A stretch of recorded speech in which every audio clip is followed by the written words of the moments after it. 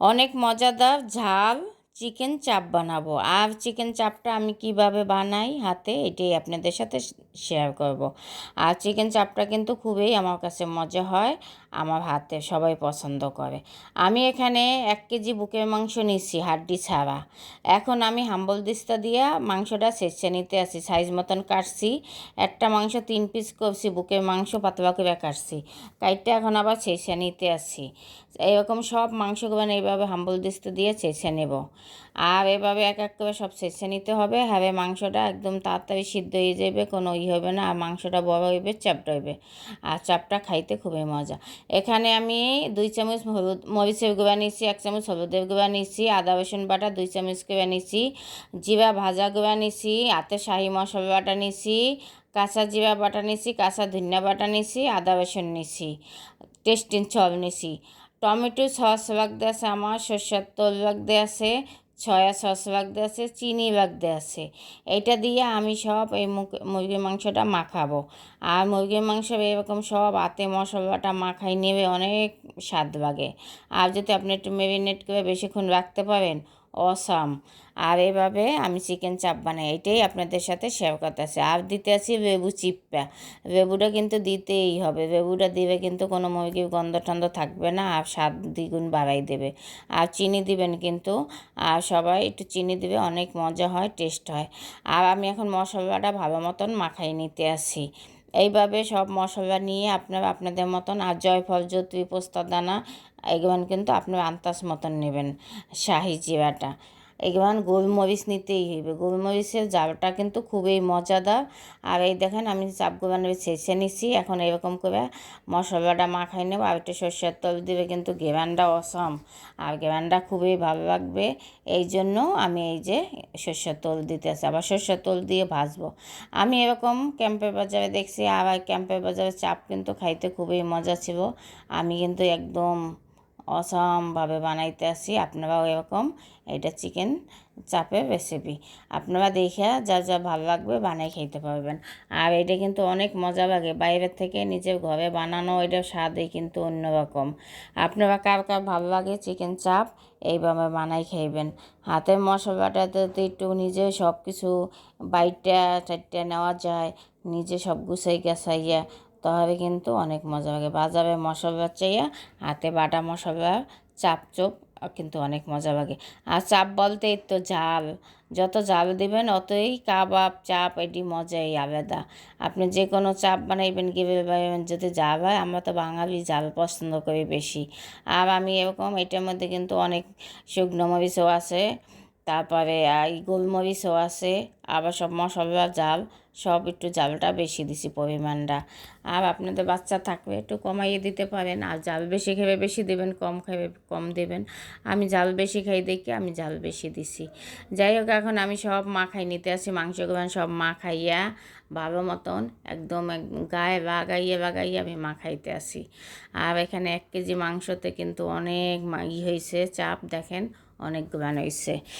Family বেশি হইবে, সবাই ফ্যামিলি নিয়ে খাইতে পারবেন 10-12 জনে। এই 1 কেজি মাংস কিন্তু 10-12 জনে খাইতে পারে।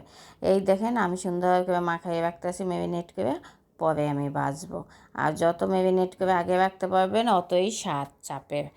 আর সবাই জানি মাংস মাখাই রাখলে দ্বিগুণ স্বাদ বাড়াইয়া দেয়। আমি এইভাবে এটা মাখাইতে আসি অনেক রাত্রে, আর এটা ভাজবো। তারপরে আমি ভাজার সময় আপনাদের দেখাবো আমি কিভাবে ভাজবো সেটা। আমি বেসন দিয়ে ভাজতে হবে, তাই নিজের হাতে বেসন আছে ভাঙানো, সেটা দিয়েই আমি ভাজবো। আমি কিভাবে, একদম সিদ্ধ হয়ে যাবে, একদম নরম সফট হইবে, কোনো টেনশন নাই। মাংসটা একদম যেহেতু মুরগি বুকের মাংস সিদ্ধ হয়ে যাবে, তোল দিয়ে কড়াইয়ের মধ্যে, তারপরে ভাজতে থাকবেন। আর ভাজবেন একদম মশমশা করে ভাজবেন, দেখবেন একটা লো হিটে ভাজতে থাকবেন, অসাম লাগবে কিন্তু। এরকম চাপ কি চিকেন চাপ কেটা পছন্দ করেন, কে কে পছন্দ করেন এরকম বাইজে বাসায় খাবেন। আমি তো বাসায় খাওয়াটা অনেক পছন্দ করি। এই দেখেন বক্সে রাখছি, এখন পরে দিন আমি ভাজবো। আর এইটা এখন কিন্তু অনেক রাত্রে মাখাই রাখতেছি আর ভাজবো। এই দেখেন আমার এখন আজকে ভাজবো। এই যে এখন আমি কিভাবে চাপটা ভাজি আপনাদের সাথে শেয়ার করব। আমি এখানে ফ্রাই প্যানের মধ্যে সরষের তেল দিয়ে দিছি। আমি সরষের তেল দিয়েই চাপগুলান ভাজবো।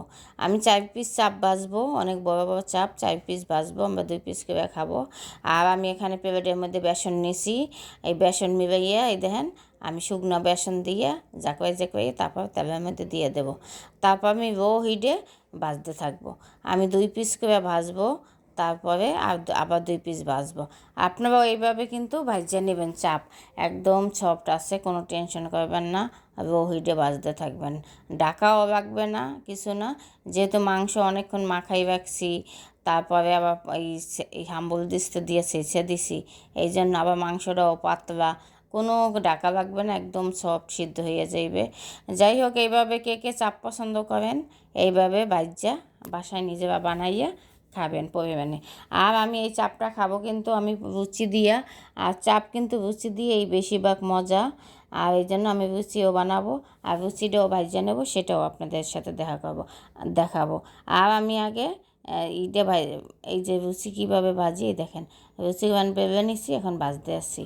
কে কে পছন্দ করবেন রুচি দিয়ে চাপ, অবশ্যই দিয়ে নেবেন। আর এই দেখেন কত সুন্দর ভাজা হয়ে গেছে, পরিবেশন করছি, দেখেন দেখতে যেরকম সুন্দর, খাইতেও তো আরও মজা। এভাবে কে কে পছন্দ করেন চাপ, ঝাল কাবাব চাপ, এটি তো ঝালেই মজা। আর এই মুরগির মাংসের এই চাপটা দারুণ কিন্তু স্বাদ লাগে। একবার বানাইয়ে খাইয়েই দেখেন, আর বইনের কমেন্ট করে যাবেন কেমন হয়েছে। আমি যা দিছি সেম এইভাবে দিয়া বানাইয়া খাইয়ে দেখবেন। আর সাথে রুচি নেবেন, একটু বাংলা সালাদ নেবেন, খাইবেন, অসম লাগে কিন্তু। দেখেন এখন আমি খাইয়ে দেখাবো কেমন লাগে। আমার ধারে তো খুবই মজা, সাথে যদি একটু ঠান্ডা হওয়া যায় আমি পেপসি দিয়ে খাবো। আপনারাও এভাবে খাইবেন, সবাই মিলে জুলে ফ্যামিলির সবার সাথে খাইবেন, শেয়ার করবেন। আর এই দেখেন অনেক মজা কিন্তু, আর ঝাল, আর আমার কাছে ঝাল তো কাবাব বলতেই ঝাল খুব মজা। এইভাবে আমিও ঝাল দিয়ে বানাইছি, আপনারাও বানাই খাইবেন, আর কিন্তু অনেক মজা লাগতে আছে। আর একটু ঠান্ডা ঠান্ডা পড়বে তো এরকম কাবাব কে না খাইতে চায় বলেন। এই যে ডিসেম্বর মাসে সবাই কাবাবের পাগল, সবাই ডিসেম্বরে বেশি একটু কাবাব পছন্দ করে। এরকম যদি একটু ঝাল কাবাব খাওয়া যায় ঘরে